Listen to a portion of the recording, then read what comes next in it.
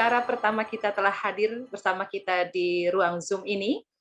Beliau adalah seorang pakar kebangsaan, pakar keanekaragaman.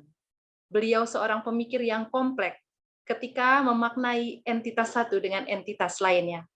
Pandangannya tentang Pancasila, tentang negara, tentang kebinekaan, dan tentang nilai-nilai kepahlawanan tertuang dalam karya-karyanya. Salah satunya, Negara Paripurna. Pancasila baginya bukan sebuah slogan, namun sudah masuk ke sendi-sendi kehidupan. Penghayatan Pancasila, keteladanan, dan kepahlawanan dalam kehidupan berpancasila bisa kita lihat dalam artikel-artikel kecilnya. Belajar merunduk yang menggambarkan kerendahan hati sekaligus keresahan beliau tentang apa yang terjadi di Republik ini. Kepribadian Indonesia sesungguhnya, maka beliaulah sosoknya. Kakak Yudi Latif PSD selama 45 menit ke depan akan memberikan kita pencerahan. Kepada kakak, kami persilakan. Para jamaah komunitas Skenia, Scan. Kemudian para peserta webinar yang budiman, selamat siang, salam pramuka, salam merdeka, salam damai sejahtera buat saudara sekalian. Tadi saya ketelingsut ke nomor lain, ke kamar yang lain, rupanya pindah alamat.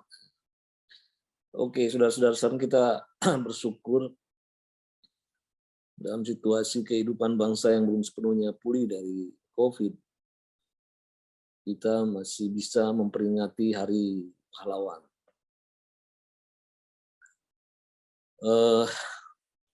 Sebenarnya kalau kita lihat ya ada paralelisme, ada kedekatan antara konteks kita hari ini dengan konteks perjuangan keindonesiaan itu. Yaitu bahwa krisis seringkali membuka jalan bagi sesuatu yang lebih besar dalam hidup ini. Krisis juga mengungkap kesejatian diri kita, baik sebagai manusia maupun sebagai bangsa. Makanya dalam peribahasa Inggris dikatakan every cloud has a silver lining. Ya, di balik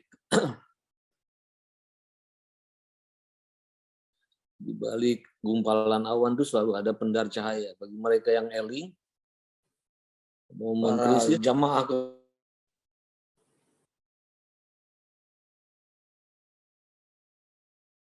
momen krisis adalah momen pengungkapan kesejatian diri kita. Ini saya bisa kedengaran kan?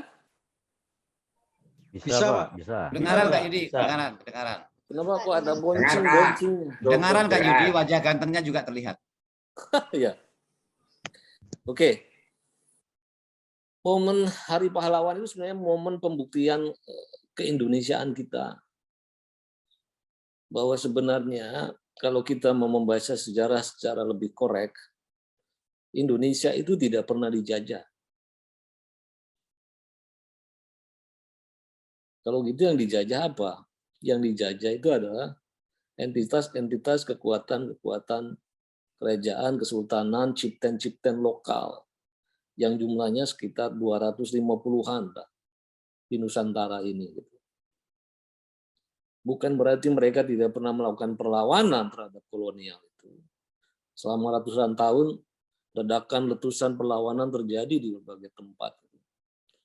Tapi perlawanan yang sifatnya lokal, berbasis etnisitas, lokalitas, keagamaan itu tidak cukup kuat membentuk apa yang disebut dengan historical block atau Antonio Gramsci, satu blok sejarah yang bisa menyatukan partikel-partikel dan aliran-aliran kecil sungai itu menjadi satu samudera gelombang perubahan besar. Dan kadang-kadang perlawanan yang sektoral lokal itu juga malah memberi modus ya, operandi bagi kekuatan kolonial untuk memperhadapkan satu sama lain, ya, saling menikam satu sama lain. Karena waktu itu kita belum memiliki satu kerangka konseptual, kerangka kode bersama untuk menyatukan kepingan-kepingan kebangsaan itu menjadi satu kekuatan perubahan. Nah, setelah berbagai percobaan perlawanan atas dasar kesukuan, lokalitas, etnisitas, keagamaan itu tidak berhasil, momentumnya dibuka oleh satu krisis besar, ya, krisis besar pasca Perang Dunia I. Kita tahu pasca Perang Dunia I yang berakhir 1918 itu Hindia Belanda mengalami satu krisis yang luar biasa, krisis multidimensi. Pertama, disrupsi perang itu melahirkan disrupsi industrial. Jadi di sini industri-industri perkebunan Eropa berjatuhan gitu. Karena mengalami disrupsi lalu lintas Samudra India dan lain-lain terganggu selama proses Perang Dunia itu. Kita juga mengalami krisis gagal panen, pes, berbagai bentuk penyakit lain mengemuka. Dan untuk tambah buruk, begitu selesai Perang Dunia I, pada tahun 1118 Hindia Belanda dilanda pandemi yang terhebat dalam sejarah kebumian kita, sejarah Nusantara ini, yaitu flu Spanyol atau pandemi influenza yang memakan korban tidak kurang dari 4,6 juta warga Hindia Belanda. Padahal waktu itu jumlah seluruh penduduknya cuma 30 juta. Bayangkan. Dahsyat sekali. Nah, jadi ada krisis ekonomi, krisis sosial yang begitu masif. Lalu ketika pemerintahan kolonial mencoba bangkit dari keterpurukan pelan-pelan, industri ingin dibuka kembali, menghadapi kendala kurangnya pasokan tenaga ahli dari Eropa. Dengan berbagai modus, berbagai iming-iming dicoba untuk menggait tenaga ahli, menggerakkan kembali roda industri sini, tidak dapat pasokan yang cukup karena Eropa sendiri baru bangkit. Ya. Nah, karena kesulitan mendapatkan pasokan dari Eropa itulah di situ mulai ada namanya ada challenge, ada respon ya, zamannya untuk menghadapi ini. Dimulailah tuan-tuan perkebunan sekitar Parahyangan itu setelah berbagai proposal untuk membentuk pendidikan tinggi tidak berhasil. Nah, di masa krisis ini akhirnya proposalnya diterima, maka berdirilah satu perguruan tinggi full fledged ya. Karena Stopia itu sebenarnya kan sekolah menengah tambah 1-2 tahun higher degree gitu. Jadi kita sering membayangkan Stopia itu kayak universitas gitu. Enggak, Stopia itu sekolah menengah tambah sekitar 1-2 tahun Bundeskundige, karena untuk menjadi full fledged Eropa masih harus sekolah medical doctor di Belanda waktu itu. Jadi pertama kali perguruan tinggi itu didirikan Technische Hogeschool namanya. Sekolah tinggi, teknik tinggi di Bandung yang nanti kemudian bermetamorfosis menjadi apa yang kita kenal hari ini sebagai ITB. Gak lama kemudian menyusul setelah itu di Batavia berdiri apa yang disebut dengan Hogeschool, sekolah tinggi hukum. Boleh dibilang itu adalah fakultas sosial pertama itu fakultas hukum. Tapi di kita ini fakultas hukum itu maksudnya untuk menghukum memang. Jadi sejarah hukum di kita itu untuk menghukum mereka yang mbalelo, menghukum yang lain-lain. Kemudian di Bogor nanti sekolah menengah pertanian dinaikkan leverage-nya di Lembo-Kundige Hogeschool. Nanti kemudian jadi IPB. Kemudian Stovia dinaikkan levelnya jadi Geneskundige Hogeschool. Jadi pertama-tama sejarah kemunculan pendidikan tinggi di Indonesia itu sebagai respon dari krisis ekonomi, krisis pandemi. Nah, kedua, akibat kalau bilang APBN-nya itu cekak, mereka pendidikan kolonial juga tidak mau bermain-main, mengambil resiko untuk membiarkan kelompok-kelompok kritis, gerakan-gerakan radikal menempatkan dirinya di ruang publik karena akan menambah beban pemerintahan untuk menyediakan tenaga-tenaga keamanan untuk mengatasi itu. Maka kemudian mulailah diberlakukan apa yang disebut dengan rezim rules and order. Ketenangan dan ketertiban ini sebenarnya peyoratif ya, semacam pengharusan. Sebenarnya itu rezim yang sangat represif, tidak mau kompromi, mereka yang macam-macam dibuang gitu. Ya. Dan nanti apalagi setelah tahun 26, 27 itu bikin kamp konsentrasi pertama namanya di Bovendigul. Dibangun 26, mulai diisi tahun 27. Oke. Nah, Justru di bawah tekanan represi kolonial inilah ya, kemudian para aktivis pergerakan waktu itu merasa kita memerlukan satu perlawanan yang lebih bona fide, gitu. Satu perlawanan yang lebih luas, lebih inklusif, yang bisa menyatukan seluruh kepingan itu ke dalam satu blok perlawanan bersama. Tapi mereka kecewa karena Syarikat Islam yang dihadapkan merupakan perlawanan. Karena waktu itu Syarikat Islam memang termasuk salah satu organisasi modern yang sudah nationwide. Namanya memang masih Islam, tapi keanggotaannya sudah inklusif. Jadi SI ini anggotanya bukannya orang Islam, bahkan orang non-Islam juga bisa masuk SI. Jadi misalnya Ernest Dowes-Dekker, orang-orang Indonesia Party termasuk Suwardi Suryaningrat masuk. Bahkan nanti Syarikat Islam itu pernah mempromosikan, mengangkat seorang pastor namanya Pandit untuk diusung menjadi anggota Poksrad waktu di daerah Banten. Tapi kenapa namanya Islam? Ya karena waktu itu kata Indonesia belum masuk di ruang publik kita. Nah, tapi kita tahu tahun 21 itu SI pecah, ya. SI merah, SI putih, jadi boro-boro melawan kekuatan kolonial, sedangkan kekuatan perlawanannya juga terpecah. Nah, dari situlah mereka, para intelektual baru yang terdidik di dalam pendidikan tinggi, baik di luar negeri maupun anak-anak yang mulai muncul sebagai mahasiswa baru di tanah air itu, mulai memikirkan satu nama, satu kode persatuan, kode pembebasan yang bisa mempertautkan seluruh kepingan-kepingan.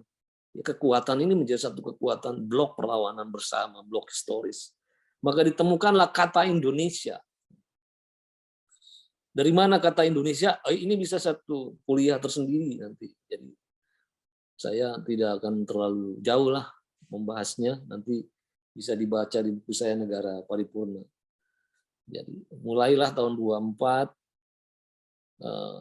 berubah di Perhimpunan Indonesia di Belanda, dari tadinya Indische Vereniging, persekutuan Indisch, berubah menjadi Indische Vereniging, masih dalam bahasa Belanda. Tapi mereka, para mahasiswa baru di Nederland, merasa kalau masih pakai bahasa Belanda sama dengan bahasa kolonial. Untuk menarik garis batas antara colonize dan colonizer, maka bahasanya harus beda. Maka diusunglah bahasa Indonesia sebagai bahasa perlawanan, maka diubah namanya jadi Perhimpunan Indonesia gitu. Sejak itulah kata Indonesia menyebar ya, menjadi magnet yang mempersatukan kekuatan-kekuatan perlawanan, dan boleh dibilang sejak tahun 24 itu kata Indonesia ditambahkan ke dalam berbagai bentuk organisasinya. Misalnya Syarikat Islam berubah menjadi Partai Syarikat India Timur, pernah India Timur gitu ya. Tapi namanya jadi PSIC, Partai Syarikat Islam Indonesia, yang kemudian nanti ujungnya ditasbiskan dalam satu peristiwa monumental yang disebut dengan Sumpah Pemuda, di mana di situ betul-betul konsep nama Indonesia diseru, konsep kebangsaan kita juga mulai dipancangkan, dan setelah itu kita boleh dilihat bahwa 37 tahun kemudian Indonesia bisa merdeka. Dan setelah proklamasi kemerdekaan, ketika Indonesia dipersatukan, itu nggak dapat dikalahkan. Ya, percobaan untuk mereklaim, mengambil kembali Indonesia itu, menjajah Indonesia itu, yaitu lewat peristiwa memboncengnya Belanda pada kekuatan sekutu, yaitu pada tanggal 10 November itu.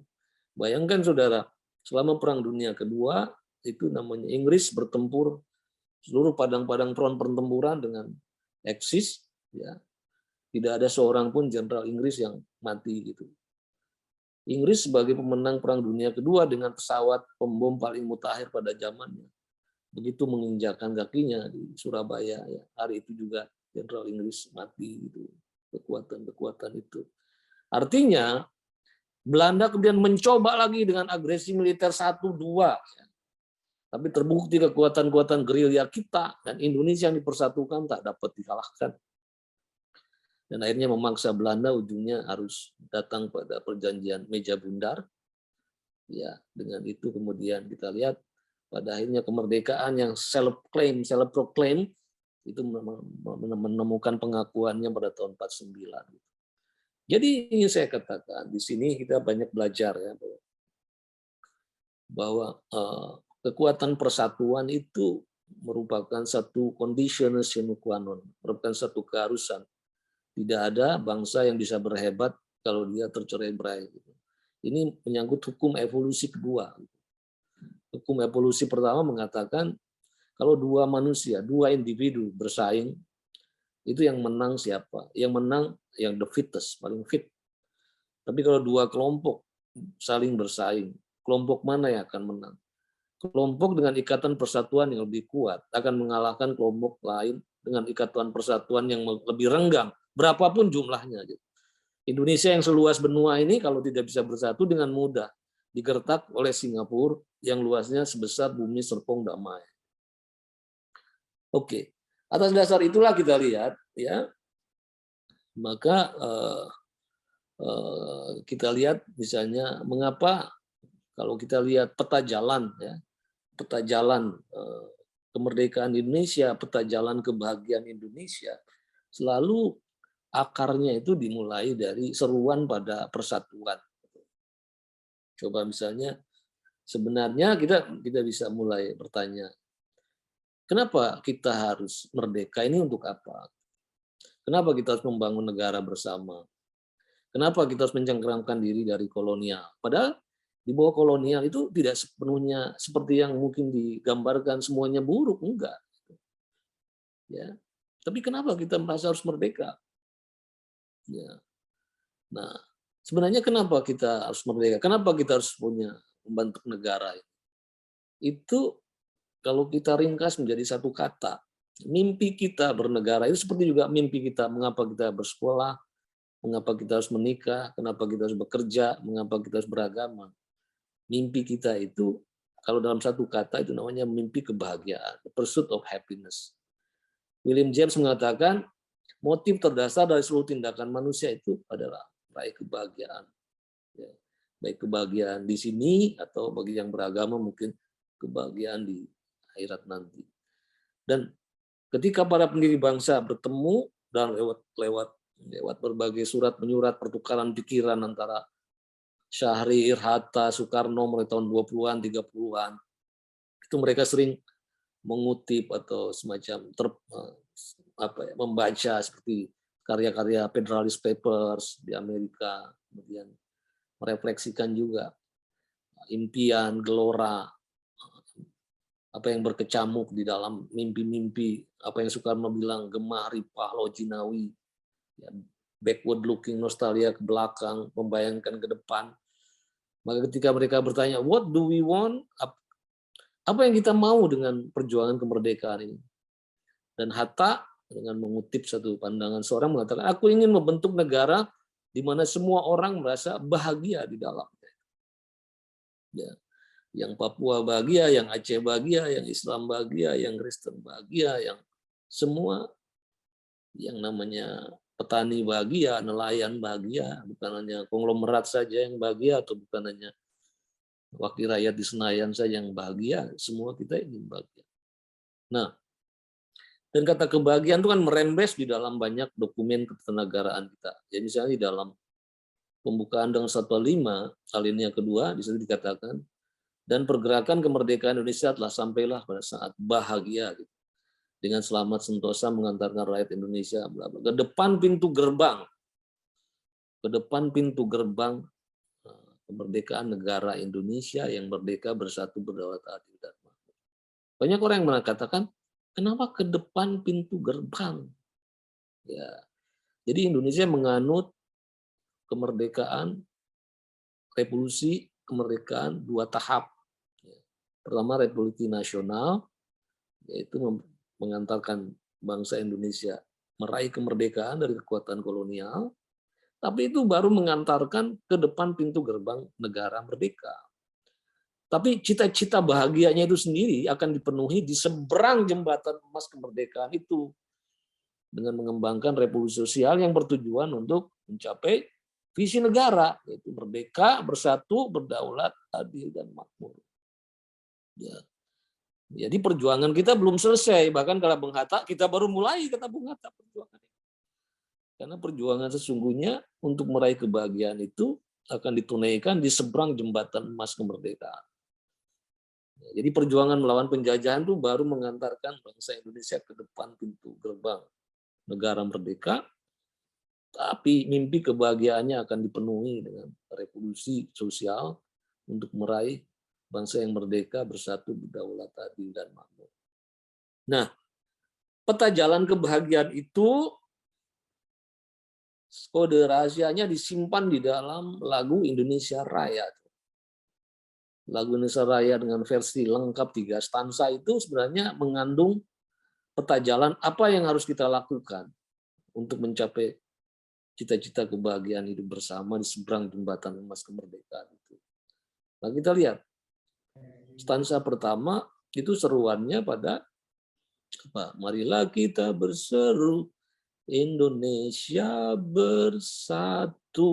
Jadi mulai dari menyatukan kepingan-kepingan identitas ke dalam satu persatuan front perjuangan.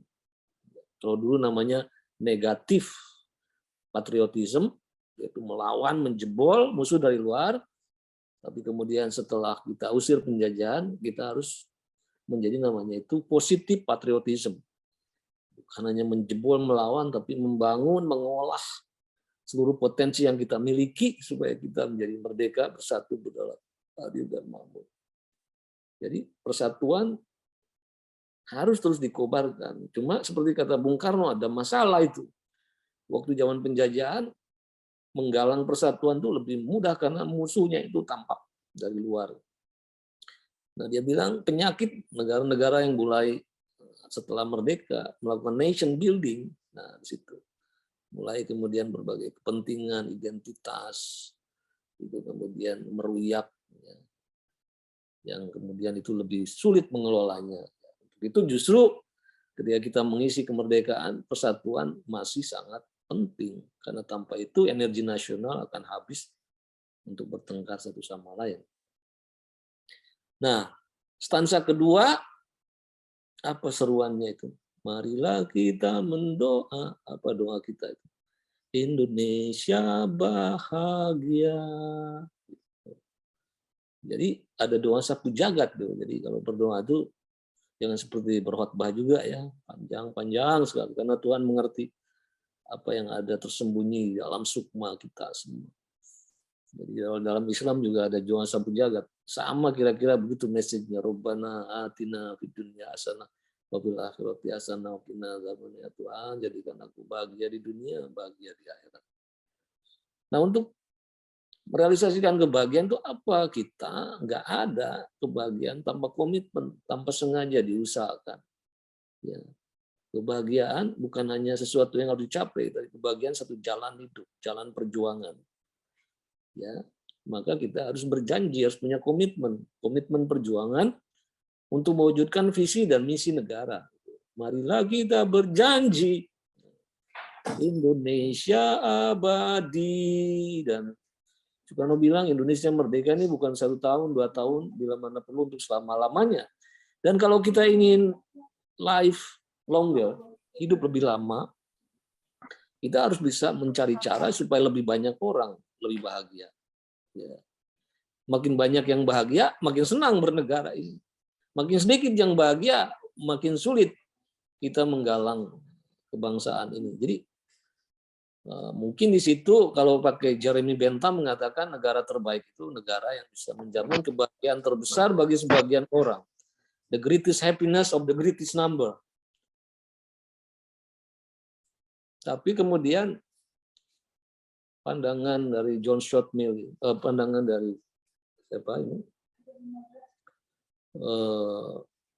Apa tadi? Jeremy Bentham itu dikritik oleh John Stuart Mill. Dia bilang negara yang baik itu negara yang bisa menjamin kebahagiaan terbesar bagi sebagian besar orang. Itu secara etis amoral. Karena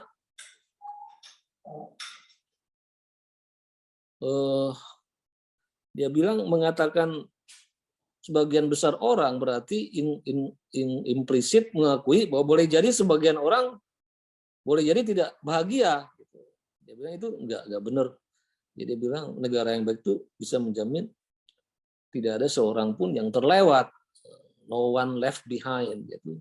Harus seluruh rakyat Indonesia paling tidak secara teoritik harus diimajinasikan bisa bahagia. Makanya kita datang dengan gagasan keadilan sosial bagi seluruh rakyat Indonesia. Oke. Nah, jadi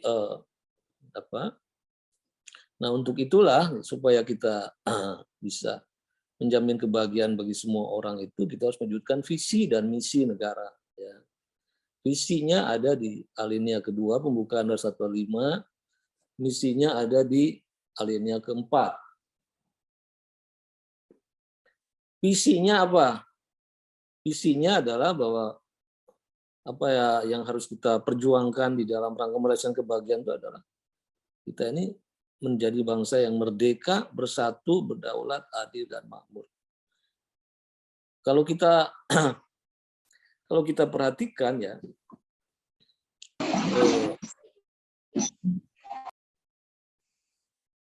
oke, mungkin saya kembali lagi ya, supaya bagaimana itu kan trayek kebahagiaan itu kita perjuangkan secara sistematik. Pertama, bagaimana cara kita membangun persatuan itu. Membangun persatuan itu untuk masyarakat yang majemuk dan luas kayak Indonesia, itu memerlukan beberapa strategi ya, memerlukan satu pendekatan. Pertama adalah kita memerlukan perluasan jalur-jalur konektivitas dan inklusivitas.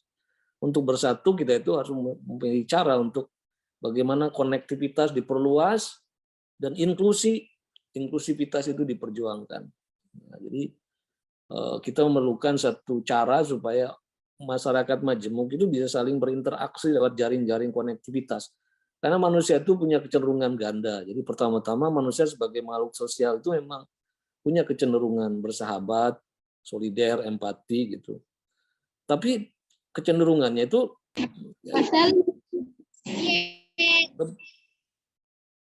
lebih menjalin persaudaraan terhadap orang lain yang memiliki kesamaan gitu. Kesamaan warna kulit, kesamaan identitas. Terhadap orang yang dianggap asing, strangers, itu cenderung mengembangkan sikap xenofobik, sikap curiga, prasangka. Dan di dalam masyarakat majemuk kayak Indonesia itu sangat rawan gitu. Nah, gimana supaya yang berbeda itu jadi dianggap dekat, itu perlu difamiliarisasikan, artinya difamiliarisasikan ya, jadi didekatkan lah. Kita punya peribahasa namanya tak kenal maka tak cinta, itu betul. Ya, hanya dengan pengenalan lewat konektivitas, perjumpaan yang terus-menerus itu yang asing dianggap menjadi karib gitu. Nah, itu kan jalan yang dilalui oleh generasi Sumpah Pemuda juga begitu. Bagaimana orang dari Yong Ambon, Yong Minasa, Yong Solebes dan lain-lain itu lewat proses-proses connectivity, perjumpaan, maka yang asing jadi familiar, jadi karib. Ya. Nah, itulah saya kira jalur-jalur yang juga dikembangkan lewat gerakan-gerakan kepanduan ya. Bagaimana lewat berbagai jambore, lewat berbagai perjumpaan ya, itu membentuk mengkaribkan yang asing itu dengan begitu hati dan pikiran kita itu terkoneksi gitu. Nah, kedua, itu harus inklusi, memperjuangkan inklusi pendidikan, inklusi kesetaraan terhadap pendidikan, kesehatan, perbankan, permodalan, pekerjaan. Itu harus terus kita perjuangkan gitu. Jadi akses itu harus lebih setara ya. Jangan sampai kemudahan akses itu hanya dinikmati oleh orang tertentu, golongan tertentu, wilayah tertentu gitu. Nah, itu harus ada proses kesetaraan akses yang lebih merata di berbagai tanah air. Dan privilege, kehormatan sosial itu juga jangan hanya dikuasai oleh segelintir orang. Jadi semua orang berhak ikut menentukan memimpin jalannya republik. Privilege itu jangan sampai mengarah kepada namanya patrimonialisme. Negara telah milikku, keluargaku, keturunanku dan konco-koncoku gitu. Tapi harus lebih accessible bagi seluruh kalangan itu.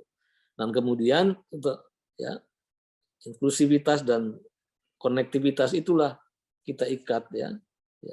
Itu kita di dalam satu ikatan namanya ikatan moral. Ikatan moral dalam kehidupan publik itu yang namanya Pancasila. Jadi konektivitas dan inklusivitas itu diikat dalam satu ikatan namanya ikatan moral, di mana kita punya share values, titik temu, titik tumpu, titik tuju. Titik temu artinya nilai-nilai Pancasila itu yang memungkinkan segala keragaman tuh ada irisan-irisan common ground, persamaan, kesepakatan nilai yang disepakati bersama. Kemudian nilai-nilai titik temu itu kita jadikan titik tumpu, titik pijak, di mana hukum, undang-undang, kebijakan, ideologi didasarkan pada Pancasila, dan selanjutnya jadi titik tuju di mana kemana bangsa ini harus diarahkan. Nah, titik tujunya apa? Nah, titik tujunya adalah tadi itu. Setelah kita ikat, kemudian titik tuju kita diarahkan pada visi dan misi negara. Visinya ada di alinea 2, misinya ada di alinea 4. Jadi kita bernegara itu titik tujunya itu menjadi bangsa yang merdeka, bersatu, beradab, adil, dan makmur. Dan kita perhatikan, itu semua itu turunan dari Pancasila. Gitu. Jadi para pendiri bangsa itu ketat ya. Dari pundamen itu diturunkan ke dalam visi. Dan visi ini turunan dari imperatif moral Pancasila. Coba merdeka itu perwujudan moral sila pertama dan kedua, bahwa di hadapan Tuhan dan kemanusiaan seluruh manusia itu setara.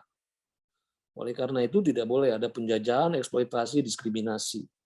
Jadi perwujudan muamalah dari ketuhanan ini tercermin di dalam semangat pembebasan. Tidak boleh ada diskriminasi, eksploitasi, ya. Kemudian ada penjajahan, dan setiap orang mulia. Oleh karena itu hak milik, hak hidup, dan kehormatannya itu harus dimuliakan. Hak asasinya perlu dimuliakan. Dan merdeka itu dua tadi. Ya. Kenapa kita sudah merdeka tapi kemerdekaan masih Makanya aneh kalau ada atasan anak buahnya mau maju nggak boleh. Harus diperjuangkan. Kemerdekaan itu ada dua. Pertama namanya negative liberty, itu kemerdekaan negatif. Itu merdeka dari apa? Merdeka dari penjajahan, dari diskriminasi, dari ketakutan, eksploitasi. Itu kata kuncinya merdeka dari, itu namanya negative liberty. Tapi manusia tidak hanya berhenti pada melawan keburukan, manusia ditakdirkan untuk menghadirkan kebaikan. Jadi bukan hanya nahi munkar, tapi amar ma'ruf. Maka kita harus memperjuangkan namanya itu positive liberty. Kata kuncinya untuk. Merdeka untuk apa? Merdeka untuk berartikulasi, berpendapat, berasosiasi, mengembangkan potensi diri, membangun kehidupan yang lebih baik. Itu merdeka untuk. Nah, kalau kita perhatikan, kalau merdeka untuk, nah, di era reformasi ini kita lumayan. Tidak begitu banyak lagi represi, ya, apalagi represi dari negara. Gitu. Tapi merdeka untuk masih jauh. Kita ini banyak hal, energi potensi kita belum kita gunakan untuk mengembangkan kemerdekaan yang positif. Kita punya begitu bahan sumber daya alam yang luar biasa, bahan pangan, tapi di masa COVID kita lihat nah, kita nggak punya kedaulatan obat-obatan, nggak punya kedaulatan pangan. Ya. Kita maunya import melulu. Kemudian setelah itu bersatu, bersatu. Nah, persatuan Indonesia sebenarnya luar biasa. Menurut saya success story bangsa ini, gitu.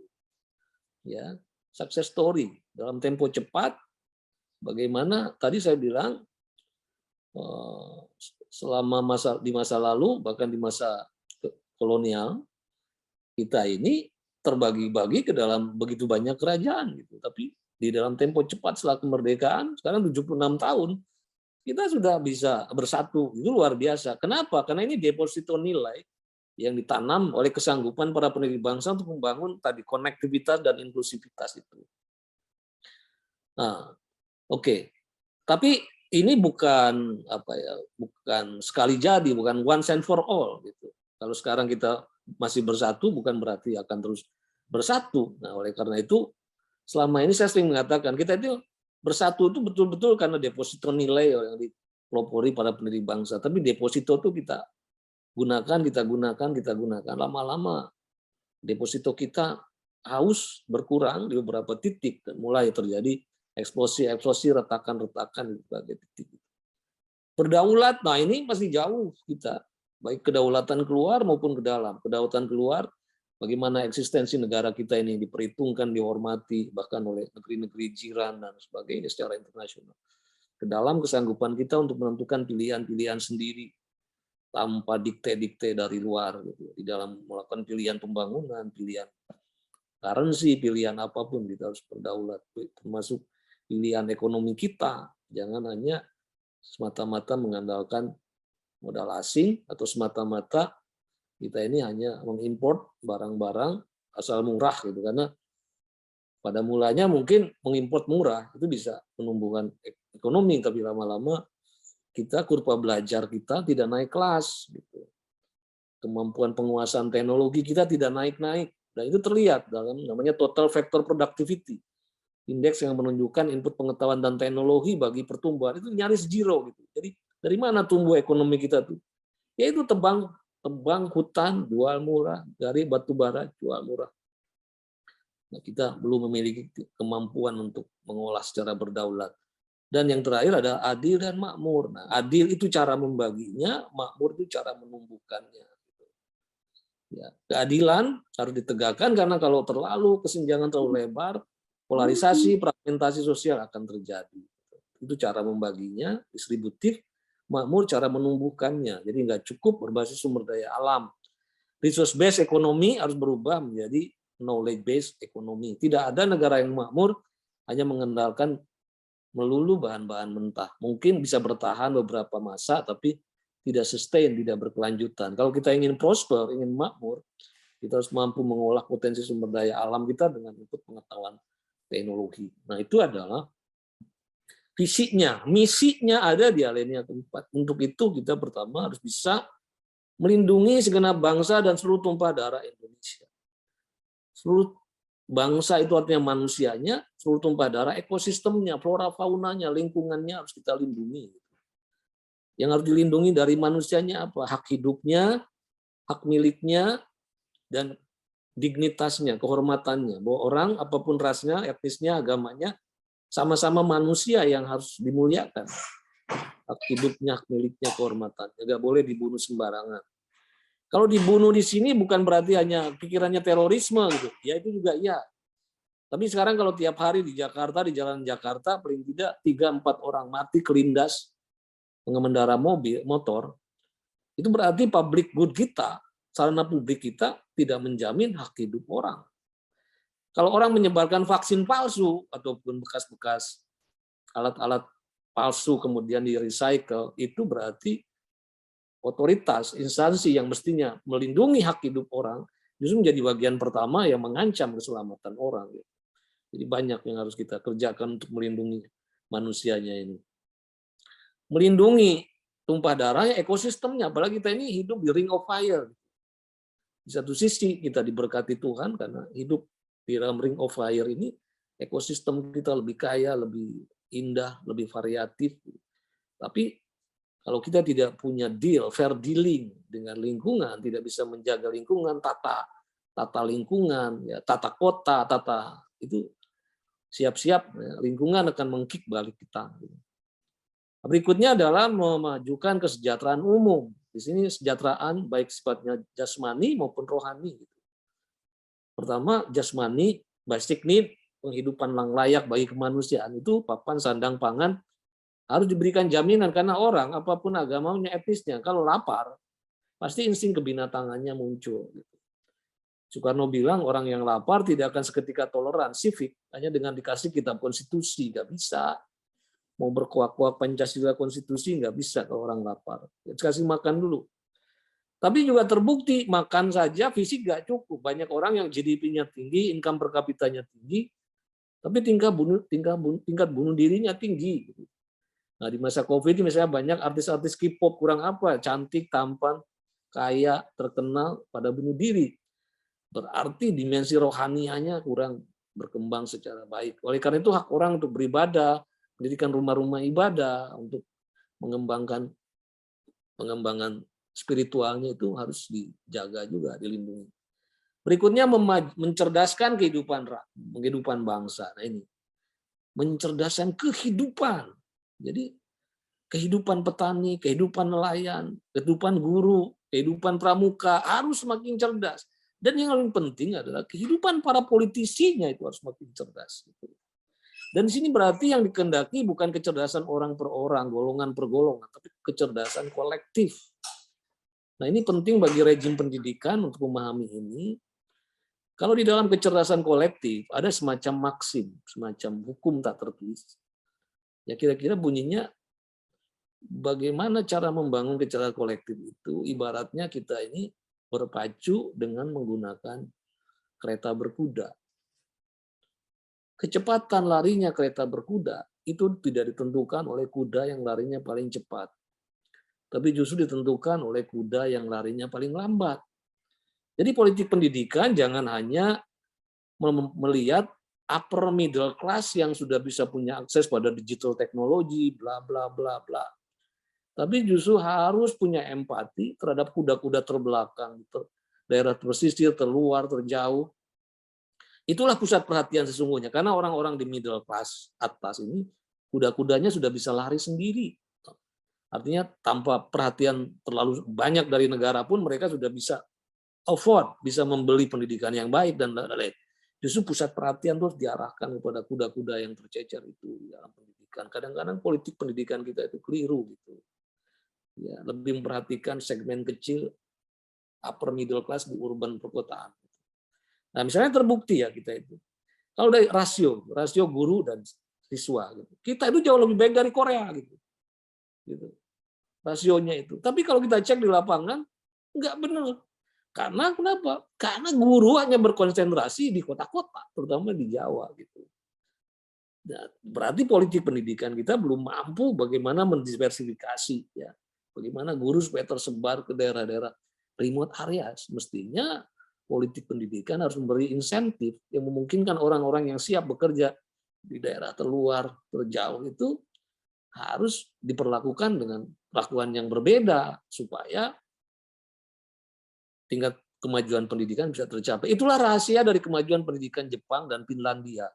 Finlandia dan Jepang politiknya sama. Jadi di wilayah-wilayah urban kaya, rasio murid dan guru itu dibikin guru menangani murid yang lebih banyak gitu.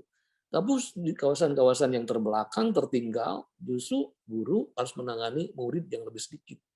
Hal berbeda terjadi di Amerika. Itu yang menjelaskan kesenjangan di Amerika makin cepat. Di sana justru di kawasan elit, guru menangani murid yang lebih sedikit. Di kawasan kayak Bronx dan lain-lain menangani murid yang lebih banyak. Jadi kita harus di dalam kecerdasan kolektif, pusat perhatian justru harus diberikan kepada kelompok-kelompok yang marginal. Dan yang berikutnya adalah ikut melaksanakan ketertiban dunia berdasarkan kemerdekaan, kedamaian abadi dan keadilan sosial. Jadi kita ini harus membudayakan damai, membudayakan tertib, keluar. Tapi sebelum kita keluar itu harus ke dalam dulu. Kita ini sering kebalik-balik. Jadi banyak misalnya pasukan Garuda kita itu terkenal sekali, dicintai. Kalau dikirim ke luar negeri, ke Lebanon, kemana-mana, sangat dicintai. Bisa winning the heart of the people gitu. Bahkan banyak orang-orang tadinya prajurit sini datang sendirian, pulangnya bisa bawa istri cantik-cantik gitu dari luar. Tapi kenapa ketika operasi di dalam negeri justru kurang mampu memenangkan hati rakyat, menciptakan perdamaian, ya, itu kita sudah bermacam-macam kasus terjadi, mulai dari kasus di Aceh, sekarang di Papua. Kenapa operasi-operasi militer kita itu tidak mampu membawa suasana perdamaian, suasana hidup yang harmoni, gitu. Padahal sebelum kita itu ikut melaksanakan ketertiban dunia keluar, harus pertama-tama mampu menciptakan itu di dalam negeri kita sendiri. Jangan menyelesaikan segala sesuatu lewat jalur kekerasan, tapi lewat jalur-jalur restoratif. Konflik Maluku itu kalau lewat jalur hukum, itu biasanya rasa keadilan nggak akan terpenuhi dan konfliknya lama. Itu konflik Maluku diselesaikan oleh jalur-jalur damai, jalur-jalur restoratif, ya, saling pengertian, ya.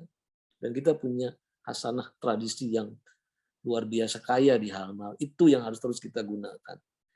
Baik ya, jadi singkat kata perjuangan kepahlawanan kita ini ya belum selesai. Dan saya kira kalau ada yang harus kita perbaiki, selama ini kalau kata pahlawan disebut, ya pikiran kita hanya di batu nisan, di kesilaman, di kejauhan gitu. Mestinya kepahlawan itu juga harus menjadi penanda sesuatu yang hidup sekarang dan di sini. Ya, kepahlawan itu bukan hanya ditaruh di luar sana, di orang lain di kejauhan, tapi harus disimpan di dalam diri semua orang. Istilahnya itu kalau Karl Pearson, the hero within, kepahlawan di dalam diri. Setiap kita ini pahlawan. Dan setiap kita harus mengenali diri kita, apa potensi kita. Dengan mengenali diri berarti kita tahu ya moral purpose dalam hidup kita ini apa. Kenapa Tuhan menciptakan kita? Nah, apa? Kita mengenali potensi kita kalau jadi atlet yang berprestasi, kalau jadi dosen yang bermutu, politisi yang bertanggung jawab. Karena itu panggilan, itu moral purpose, itu adalah amanah. Ya, di mana itu adalah bawaan kodrat yang ditanam oleh semesta ini yang harus kita optimalkan sebagai rasa syukur dalam proses-proses penciptaan. Jadi setiap kita itu adalah pahlawan, ya. Dan kemudian setiap kepahlawanan ini ya harus bersama-sama melayani sesuatu yang lebih besar dari diri sendiri gitu ya. Jadi kepahlawanan itu kan melayani sesuatu yang lebih besar dari diri sendiri, dan pada akhirnya semulia-mulianya manusia adalah manusia yang bermanfaat bagi orang lain. Saya kira dengan Hari Pahlawan itu selalu kita ingat bukan hanya mengapresiasi jasa-jasa pahlawan yang sudah berkorban demi kita, tapi memperingati Hari Kepahlawanan juga berarti merupakan self-reflection. Bagaimana kita mengaktualisasikan jiwa kepahlawanan di setiap diri insan manusia sendiri untuk sesuatu yang kebahagiaan hidup bersama. Saya kira itu saja. Terima kasih. Assalamualaikum warahmatullahi wabarakatuh. Waalaikumsalam warahmatullahi Waalaikumsalam warahmatullahi wabarakatuh.